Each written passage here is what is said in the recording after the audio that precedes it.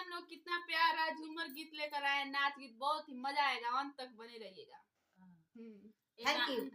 अरे हम लोग का सासू माँ डांस करने वाली है, आप लोग जरूर। ये हमारे दोनों बहू है, ये भी दोनों बहुत बहुत अच्छा डांस करती है, देखेंगे तो मजा आ जाएगा। अंधिया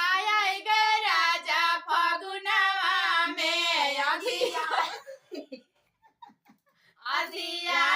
गए राजा फगुनवा में, अंधिया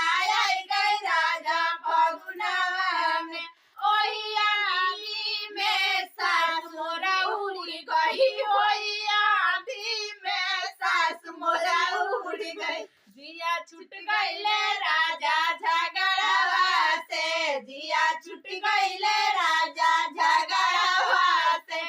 अधिया गई राजा फगुनवा में, अधिया गई राजा फगुनवा में, ओही अंधिया में जेठान मोरे उड़ गई, ओही अंधिया में जेठान मोरा उड़ गई, जिया छूट गईले राजा या लगावा से, जिया छूट गईले राजा या लगावा से, अंधिया गई राजा फगुनवा में, अंधिया